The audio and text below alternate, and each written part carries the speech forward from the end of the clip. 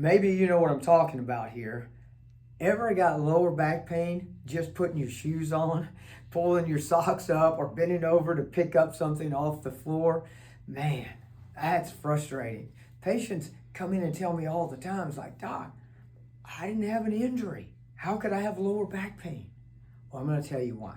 There's several reasons, but number one is this.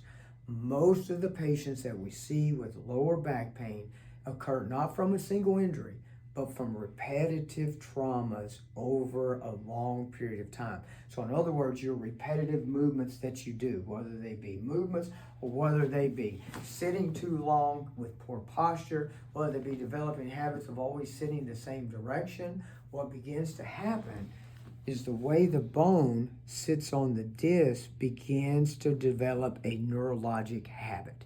And when that happens, it's hard to change it on your own. And so you end up then eventually a disc getting weak. One day you just bend over and then all of a sudden that disc just rams right into the nerve. And now you're wondering, why in the world am I having this sharp pain, and maybe even pain that's going down into your legs?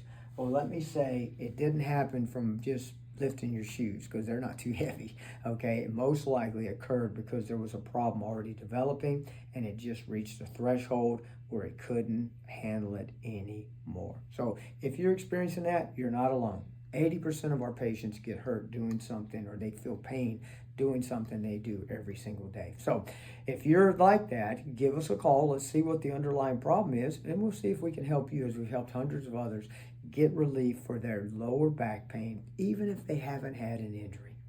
Till next time, live life well and God bless.